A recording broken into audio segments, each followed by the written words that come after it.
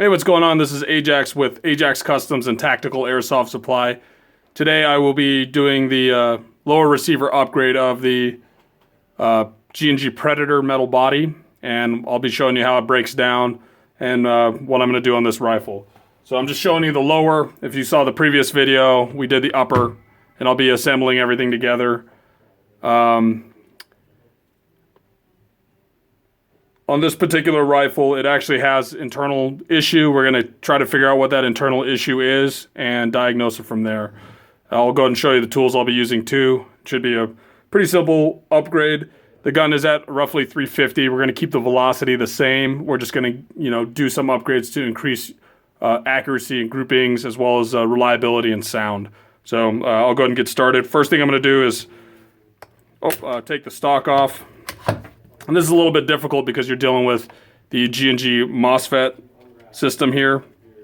And yeah, so that has to come apart. I'll be using this little guy just to clip the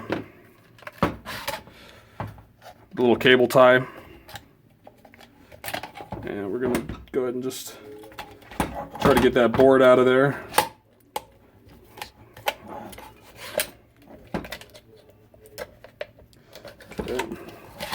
That wasn't too bad. Okay, so we got that off. Gonna go ahead and snip this wire here. These MOSFETs are actually really nice because they are programmable for 3-round bursts, and it has a LiPo protector on it. I just wish G&G would have actually installed these somehow in the receiver so we have the ability to run or store a battery right into the buffer tube, because I'm never a fan of those these crane stock backs, because the batteries, they sit inside of the stock, but if you adjust it, it's just going to, damage the wiring or mess with your battery or damage this MOSFET. So yeah, on my custom rifles that I build, I go ahead and I use a custom buffer tube, and the wire or the battery sits right into the buffer tube.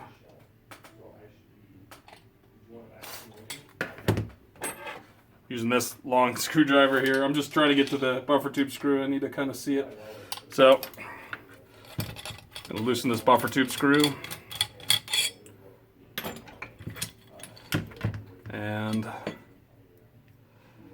disconnect the wiring here. Sometimes the shrink wrap's a little difficult to work with. So simply just trimming that wire will help a bit.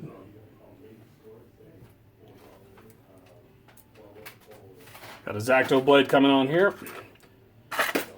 I'm always a fan of using a fresh blade. It makes cutting so much easier. Typically per job I'll do a new blade. When I'm building my flat hops, I'll definitely use a new blade. It just gives you a cleaner cut every time. They're cheap enough that it's worth to use a new blade.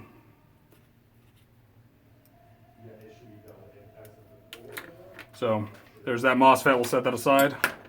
And these little hand drills are really nice because they have torque adjustment, and you can do multiple bits and rechargeable. I actually use quite a few of them for my common type screws that I use, just to save my wrists and save a lot of time. All right. Next step is I'm going to go ahead and get the motor out.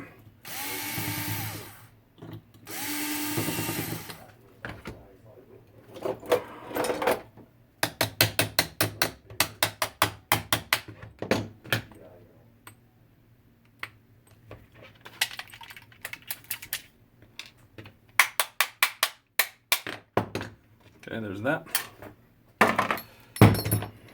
There's your motor. This is the metal body Predator, and on these metal body Predators, they actually have really, really good stock motors. They're high RPM, and they are also high torque. So you usually definitely get what you pay for one of these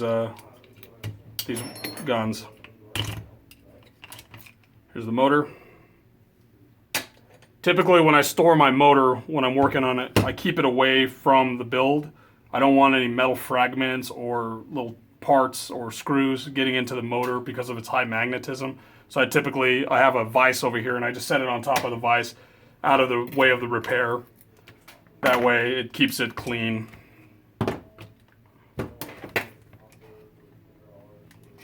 So you have a couple of Phillips screws.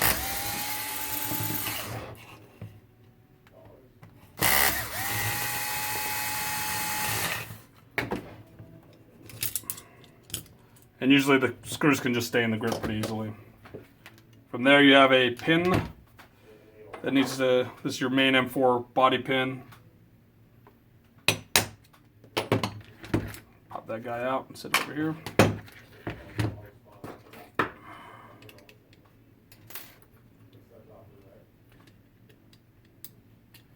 Now I'm removing the mag release. I think this is a 1.5 mil, not 100% sure. And these springs are actually pretty difficult to come by, so usually if you're doing a build you can reassemble it, keep everything together so it doesn't get lost. Because that happens, you know, springs, they kind of bounce around and go every which way. And we're going to remove the ambidextrous selector lever. Watch out for the little bearing. And there is some grease located here to keep everything together. It's a good idea to have some damping grease around for such things like that.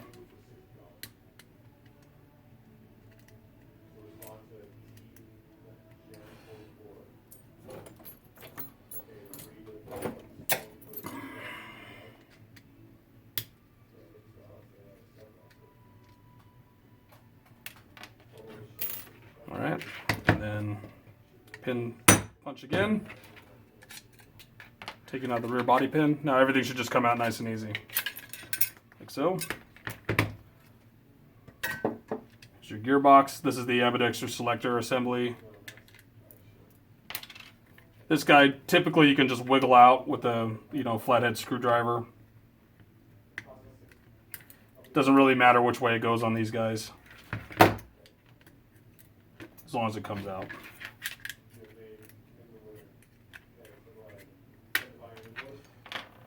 So that's all done.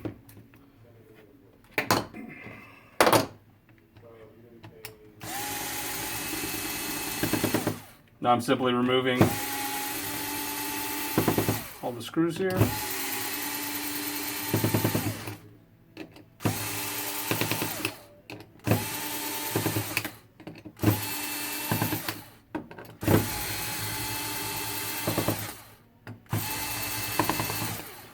We're going to see what's actually wrong with this rifle, you know, its original breakdown.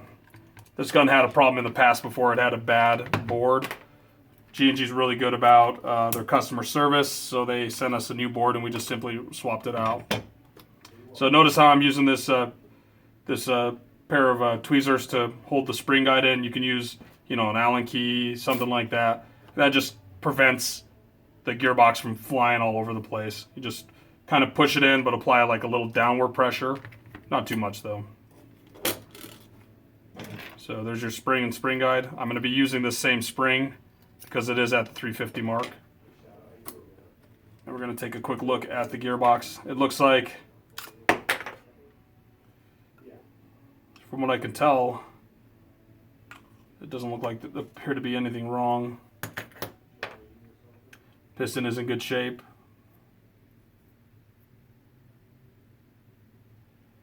This piston head seems to be okay.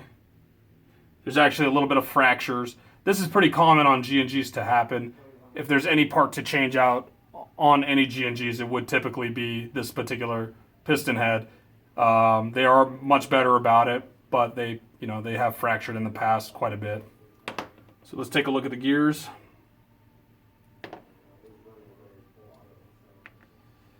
All right, it looks like the reason why this has the problem, it seems like the bevel gear here has some wear on it, so the motor may have been out of adjustment. I'm going to go ahead and take a look at the pinion gear of the motor. It looks like the motor was just slightly out of adjustment, and there's a possibility that from the factory this particular gear was not set correctly in the gearbox. So we'll just go ahead and replace this bevel gear just for just for security, for insurance on that. I'm going to go ahead and pull the shims off, and then I'll go ahead and show you how to reshim your gearbox too. Typically, G&G has a pretty good factory shim, but it's factory, so if you want that personal touch, it's best to, use a better, just do it yourself. Let's see if I have a spare gear.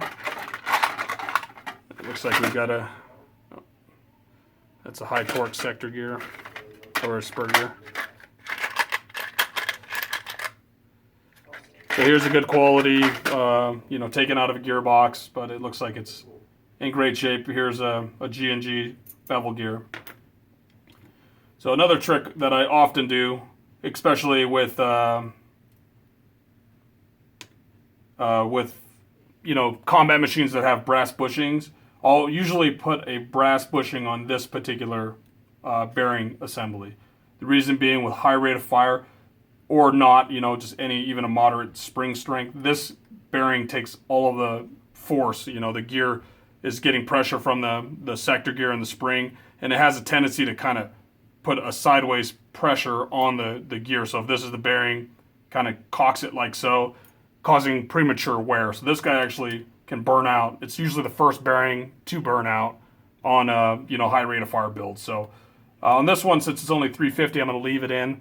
But you may want to consider, if you're doing an upgrade on a combat machine, for instance, leave the bushing in on this one and then change the bearings out on the other one. So you get the efficiency, you get the better sound, but you still have that strength of the bushing on here, so it could take the torque force of your upgrade.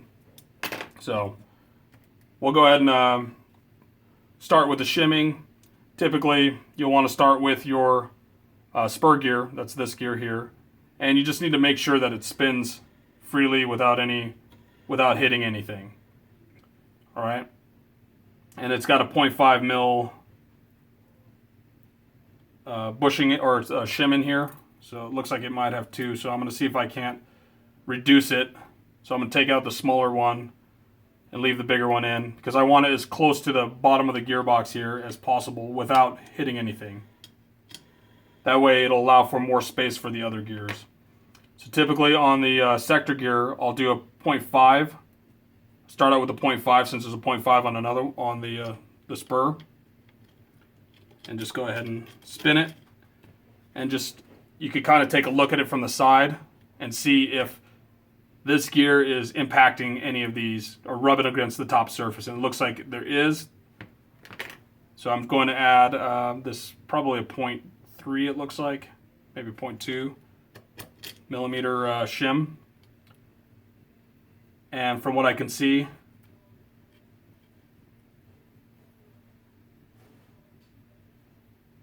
it looks like it's going to clear just fine.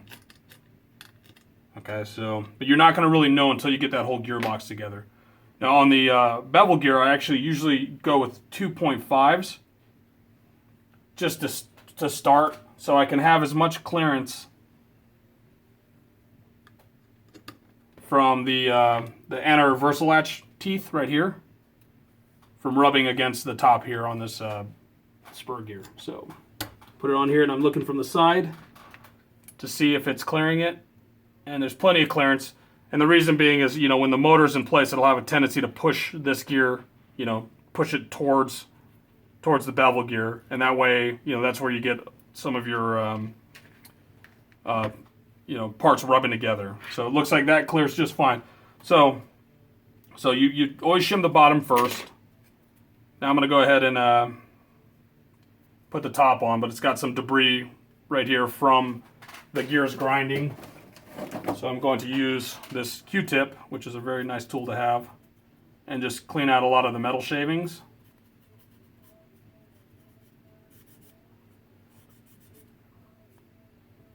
Might as well just kind of give it a good clean.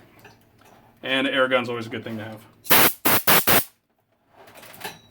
So that's all cleared out. So I'm going to put the halves together. And if you're doing your own rifle, it's pretty important to just take your sweet time on it. So it's better to do it once right than do it, 4 times wrong. So I'm going to go ahead and just put these screws back in, torque it down. Now it's incredibly important when you're doing your gearbox work. You know, if you're using hex, you know, like 2mm hex or whatever, yeah, 2mm hex screws, that you don't over torque those screws. Doing so typically will strip the screw, and it's a big pain in the butt. It doesn't look good. You know, those are things you want to avoid. I prefer the Phillips, and I'm glad G&G switched to those because they can take more torque force without stripping. So now these screws are in. The gearbox is together. Now I'm just gonna go ahead and I give it a little tap. So all of the gears are gonna drop to the other side of the gearbox, and then I'm going to simply push them back to get an idea of how many shims I need. So from here I can see the axle's not moving, but the bearing is moving. So, and that's important too. You don't want that moving either. So this one looks like it's going to be probably a 0.5 mil. And here, this is a 0.5 and probably a 0.2. And that one's a 0.5. So I'm going to do 0.5, 0.5, 0.2, and 0.5, if that makes sense. And that's the thickness of the bushing, or the shim.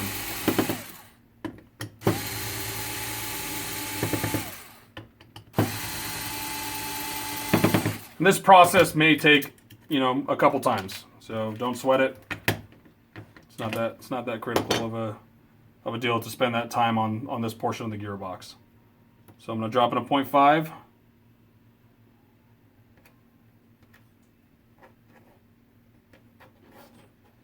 Here's another one. And here's another one. And we're going to do a 0.2 on your spur gear. So we'll see if I got it straight on or if I overshot it, and you'll be able to tell by how the gears spin. This is all going to directly impact how your gearbox sounds. If it sounds gamey, you know, like whiny. Often stock guns will do that. They'll sound bad because, of course, no one is spending this amount of time making sure their gun is precision. That's why there's, you know, custom techs out there to fine-tune stuff. So do the same thing. I'm going to go ahead and just test it. I can actually probably drop a 0.5 here, so I can probably do 2 0.5s here. Okay, this one is set. It may even be too stiff or too tight. And there's just a hair of play on the sector gear bearing. So, and another thing you do is just put your finger in and just give it a spin.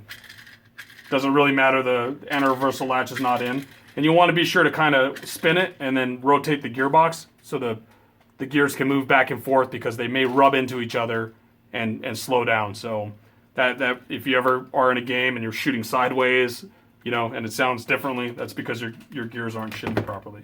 So I'm going to take this 0.5 out and probably use a 0.3 on this one, and then I'm going to add the 0.5 here and take out the 2, and then this guy I'll probably add a 0.1 in.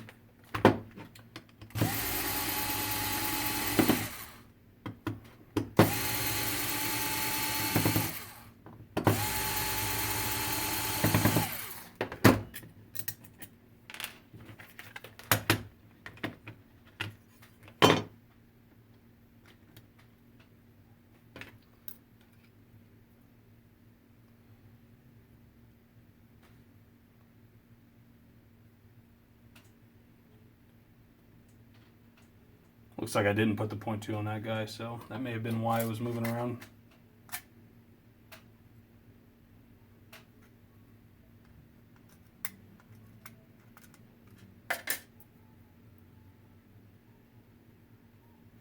Actually, we're going to do a 0.2 and 0.1 on this here.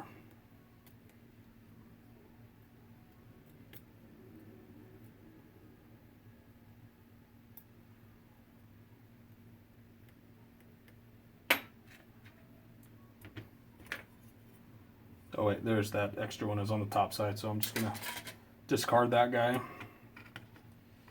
No, actually, that's wrong. I need to add 2.25s on this dude. 2.5s, excuse me.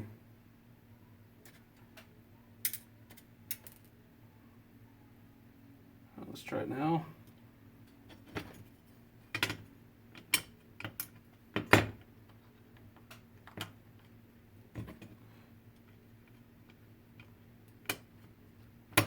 Another reason why I like working on G&G rifles is they do such a fine job of you know, their tolerances on their parts and good finishes. So everything kind of just stays in place where you want it to. If you've ever worked on a SEMA before, you know, or a D-Boy M4 or a classic Army, and like you open it up, springs go flying left and right, it's really just a big pain in the butt.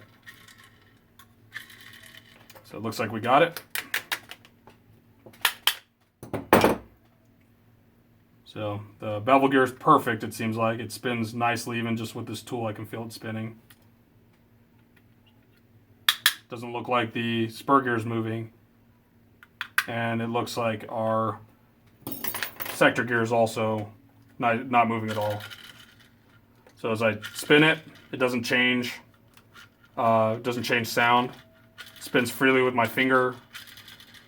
You know, you get a couple rotations, but I attribute that to the quality of the bearing. The Lancer Tactical 8mm bearings are actually, they spin just as well as ceramic bearings, but they're a fraction of the cost. Typically, that's what I use when I'm doing builds. From brass bearing or bushings to bearings, I usually use the Lancer Tacticals, but these G&G stock ones are going to be just fine. So we're going to go ahead and move on from the shim and finish installing the rest of the components on the upgrade.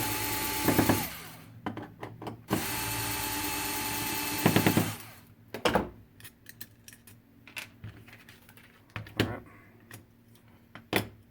Always just be mindful of where your shims are. I'll take this opportunity to just apply a little bit of grease. I use this Slip 2000 airsoft grease.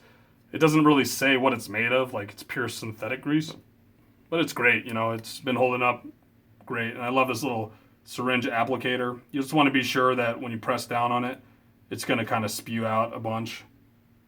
And you just really want to grease where the teeth meet. You don't need very much at all. And there's that.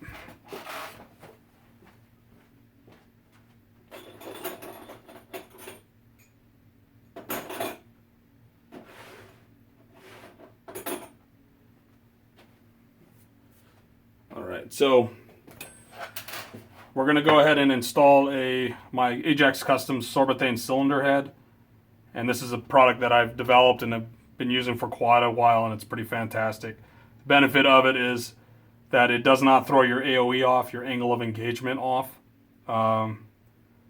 like the other pads can, so you don't have to really modify anything else on the gun as much. It's thicker, it's a thicker pad than any other Sorbo pad that I've seen on the market, as well as it's actually, I think it's they're typically 60D or 70D is the highest, and that's the hardness of it. This is one step up, so it's actually a little harder than the other Sorbo pads on the market. And you know, I've tested these up to 550 to 580 FPS upgrades, and you know, the pads hold up great. I cut little slices in this part, and that's to allow the sorbethane to expand, so it's taking the force off the front of the gearbox, thus reducing the fracturing and things like that. So I'm going to go ahead and wash my hands to proceed with the next, because I got to wear gloves and things like that, so I'll stop the video and then start it back up in a second.